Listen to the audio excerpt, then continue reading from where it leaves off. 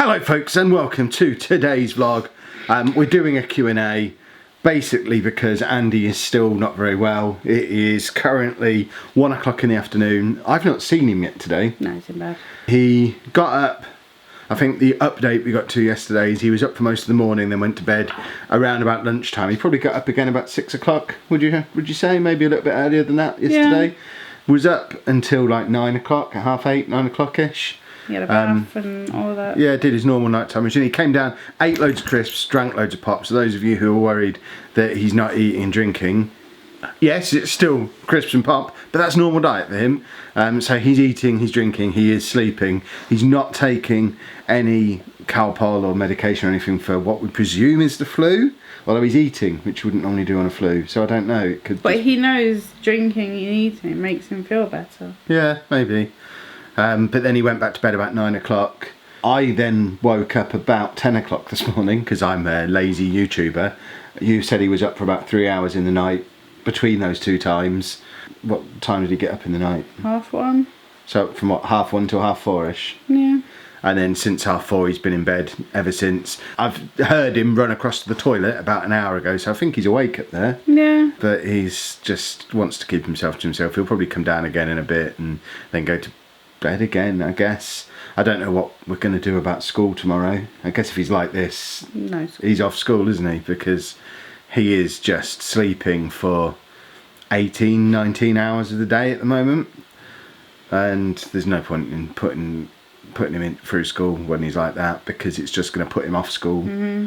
And then we're going to get ourselves into a mess again. So you're not back at uni yet, so he can be off, and it doesn't affect. He likes to do it in January though, doesn't he? Well, a couple of people have said seasonal affective disorder. Could it just be that because we're at the point where the days are shortest, it could be seasonal affective disorder, and it could just be increasing his depression. It could be the lack of vitamin D because he's not getting out and about in the sun, because there isn't much sun to get out and about in. And it could be any of those things that's causing him to just sit in bed. He might not be ill at all. He might just be sad. Oh, no. Well, it could be. But because of that, we're kind of trapped in the house. We can't go out and do anything. We can't. Well, I'm taking this one out later. Yeah, he has to go out because otherwise he terrorises the entire house. But there's not going to be much in the way of a vlog. So I put on all social medias about an hour ago, give us some Q&A questions, thinking there'd be half a dozen for us to do about 7 o'clock tonight. And there's already about 50 questions across Twitter, Instagram and Facebook. So I thought, let's pick a few now while it's still remotely manageable. If you did put a question and we don't get on to answering it, we'll try and save the good ones for a future Q&A. But my watch is vibrating constantly as more of these questions come in. So I'm starting on Twitter, but I'll move across onto Instagram and Facebook as well and see what questions we've got on there. So I'll just pick maybe 2 off of each. So 2 Twitter, 2 Instagram, 2 Facebook. I think that's fair. That'll fill us a 10-minute vlog. So if we have a look at what we had on Twitter, so there's a few Football Manager questions that I'll ignore. Kanga FM says, summarise doing YouTube full time in 5 words. A lot of work. Far more work than normal job. There you go. More work than normal job. And then if you want to add another 5... Never seeing Kevin in the day. In there is 2 words, not 1. Less money than you think. Yeah, there's lots of ways we can summarise doing YouTube full time in 5 words. But generally, it's weird. I'm working harder, earning less than I'd ever have in my entire life. I've never worked this hard. I've never earned this little.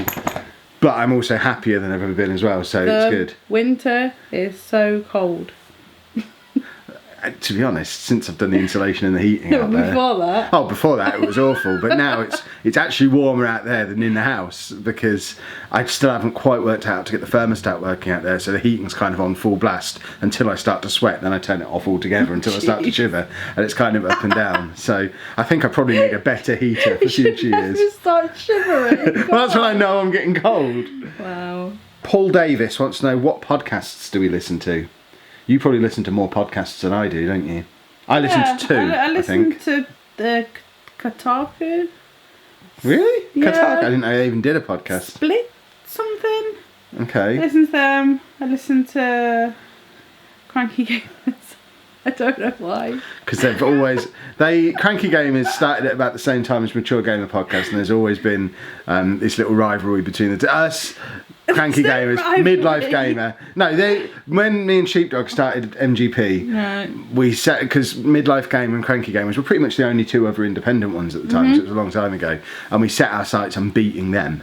And since probably about 6 months after we started, the three of us have always been at roughly the same level. We have roughly the same number of subscribers, roughly the same amount of listeners, roughly equivalent chart position, same number of iTunes reviews, and we see it as a bit of a competition. And with Midlife Gamer, there's a bit of a friendly rivalry, and we have a little back and forth. With Cranky Gamers, he's just a miserable old man who ignores our existence for 7 years. Anything else? I listen to, oh god, what are they called? The Ladies of Leet. Just ladies. These are all gaming podcasts. Do you listen to anything that's not gaming? No. Oh, I do. No, I listen to the UK True Crime one, because it's crime. Because you're a criminal. Yeah. See, I don't listen to any gaming podcasts anymore. I don't think I say this about YouTube as well. I don't really watch any Football Manager YouTubers anymore because I'm too busy doing it. And when I'm watching something for myself, I want to do something a little bit different. And I think it's the same with podcasts. I haven't listened to gaming podcasts since a few weeks after MGP started all these years ago. One. I do one, but I don't listen to any others. Partly because I don't want to be accused of stealing other people's ideas. So if I don't, but everyone talks about the same thing. Yeah, but I don't know that.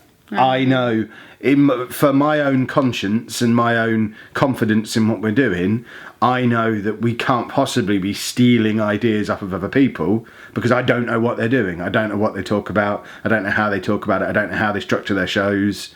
And it's the same theory between podcasts and YouTube. I don't watch the kind of YouTube videos that I make because I don't want to be accused of stealing what they do. I'll massively research them initially. Like at the moment, I'm watching an awful lot of YouTube about wrestling because I'm just starting a wrestling channel. But once that wrestling channel is fully up and running, I probably won't watch any more wrestling videos because at that point, I've got the basics. I know how to make a wrestling video. I want to be able to go off and do it my way then and not be influenced by what other people are doing.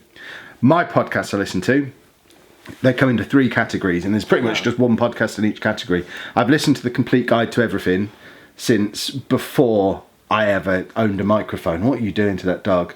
Complete Guide to Everything is brilliant. It's just a random podcast about everything. Me and Sheepdog both used to listen to it before we even started Best Thing From years ago. And it's the podcast we always wanted to make and never quite managed to do as well as they did. But if we'd have been as good as them, we never would have done MGP. We never would have looked at YouTube. We'd still just be doing a weekly random comedy podcast every week. I listen to all of the Wrestling Observer podcasts, which I pay for. Paid podcasts supporting creators. And I listen to Talking Comics as well, because that's great. So boring. No, they're really cool. They're about the things that I'm interested in. Exactly. Right, last one. No, did we say 2 off of Twitter? That was 2 off of Twitter, wasn't it? I think we said 2 off of Twitter. So if you didn't get your Twitter question answered, you'll get it next time, maybe. I'll add them to a big pile. Right, picture. How do I find questions that people have put on Instagram? The picture you use. Powwow22 wants to know, what cons are you going to this year? Will you be going to London Film and Comic Con? We won't be going to London Film and Comic Con because, if I recall, it's on at the same time as MCM London Comic Con. Is that the one that clashes on the same weekend? And I'm an MCM man through and through. It's Anna's the one who introduced me to Comic Cons all those years ago, dragging me along to MCM Comic Con in London in 2012. I'd never been to a convention of any kind before, apart from the Mortgage Expo at Earl's Court 5 years previously. That sounds like the best. It was when I was a financial advisor. I got so many free pens and stuff that day.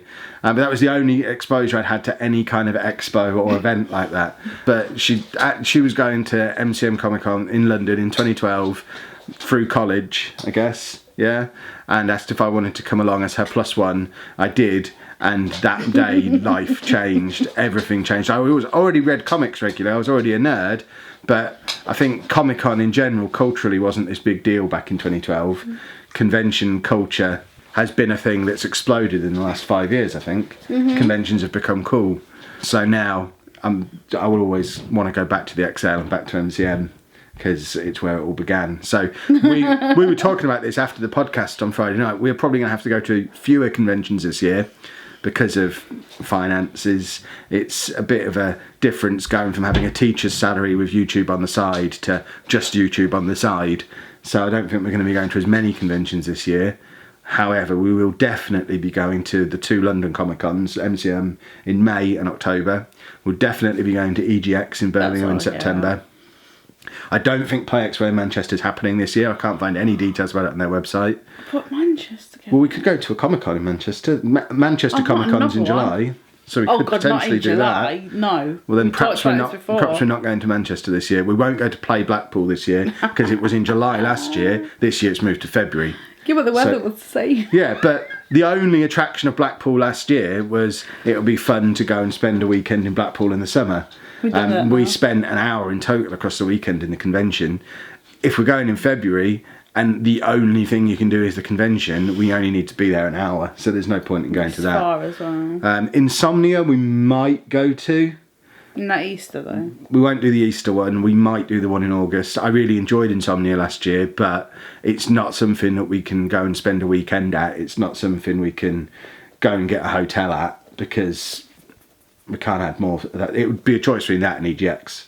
EGX. Yeah. So I think if we can find a way to day trip it again, which really depends on Andy's respite. Did we day trip? We day trip. He was in respite, and we just on a whim went on a day trip and did Insomnia in a day, and it was really cool.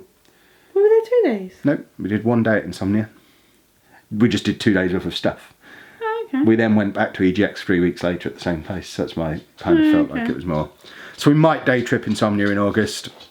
I'll go to Birmingham Comic Con in March and October with the girls again, or November, whenever it is.